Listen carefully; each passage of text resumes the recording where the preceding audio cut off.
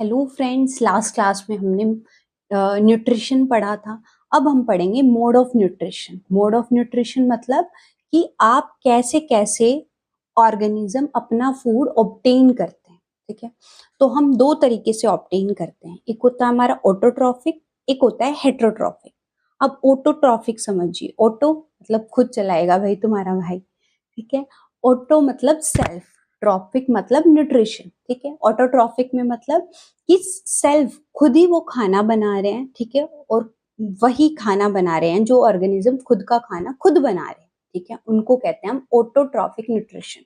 अब आप बोलेंगे कि मैम हम तो ऑटोट्रॉफिक में आएंगे, अभी किचन में जाएंगे, मैगी या रोटी बना के लेके आएंगे। ठीक है, तो हम ऑटोट्रॉफिक होके नहीं बेटा। मान लीजिए, और ऑटोट्रॉफिक क्या होते हैं हमारे, जो इनऑर्गेनिक चीजों से। अब इनऑर्गेनिक चीजें क्या हैं? जो सनलाइट, क्लोरोफिल, वाटर से क्या बनाए, जो खाना बनाए। तो आपको पता है, अब इससे खाना कौन बनाता है? हमारे ग्रीन प्लांट से बनाते हैं। ठीक है, तो ऑटोट्रॉफिक न्यूट्रिशन हुआ हमारा। ऑटोट्रॉफिक न्यूट्रिशन कौन करते हैं? हमारे ग्रीन प्लांट्स। ठीक है, अब आजिए सेकेंड मोड ऑफ न्यूट्रिशन पे, क्या होता है? हेट्रोट्रॉफिक।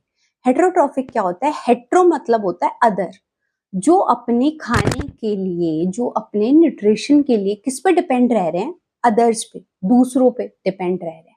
ठीक है, दूसरों पे कैसे डिपेंड रहते हैं? जैसे अब मैं वेज हूँ या नॉन वेज हूँ। ठीक है, मैं वेजिटेरियन हूँ, तो मेरा खाना डायरेक्ट कहाँ से आएगा? प्लांट फूड से। मैं किस पे डिपेंड हुई? प्लांट्स पे। ठीक है, अगर मैं नॉन वेजिटेरियन हूँ, ठीक है, तो मैं जिसको कंज्यूम कर रही हूँ वो कहाँ से खाना ले रहा है? प्लांट से। ठीक है, तो हम दोनों ही किस पे डिपेंड हो गए?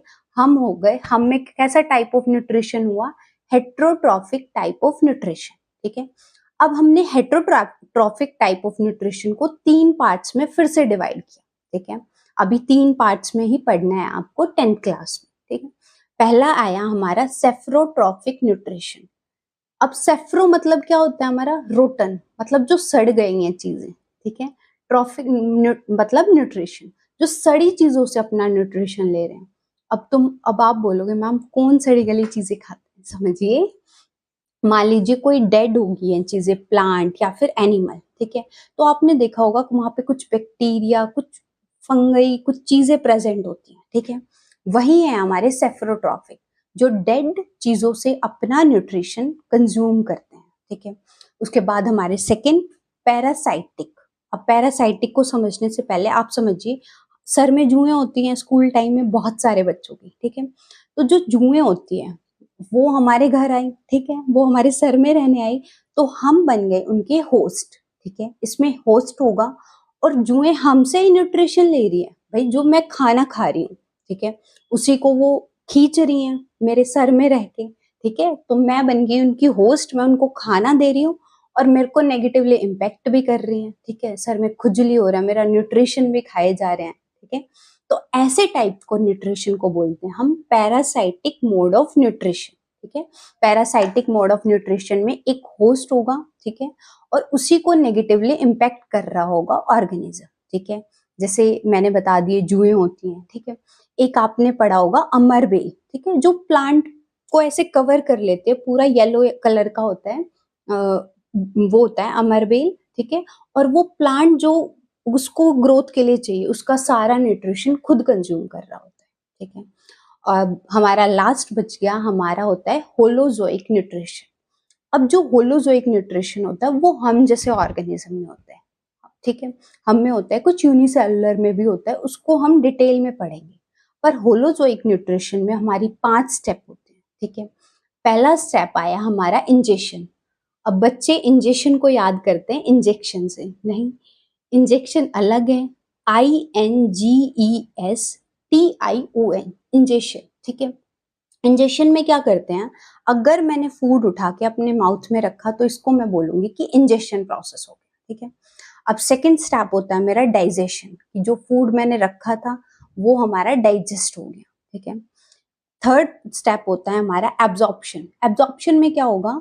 अब मैंने जो फूड खाया उसमें water, mineral, carbohydrate, fat, protein जो भी था वो हमने ले लिया, फूड से निकाल लिया। ठीक है, तो ये हुआ हमारा एब्जॉर्प्शन।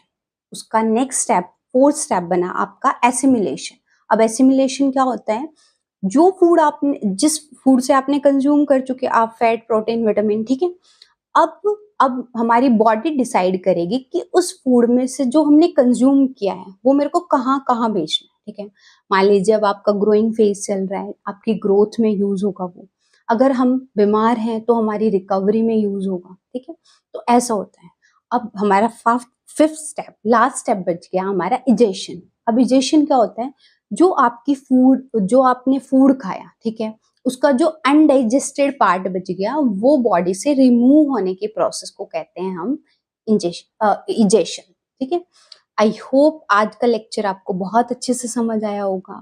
जिस स्टूडेंट को या जिस पेरेंट्स को या जिस किसी भी इस चैप्टर में दिक्कत आ रही है या इस टॉपिक को पढ़ने में दिक्कत आ रही है, आप उनके पास ये वीडियो शेयर करें, वीडियो को लाइक करें और चैनल को सब्सक्राइब करें।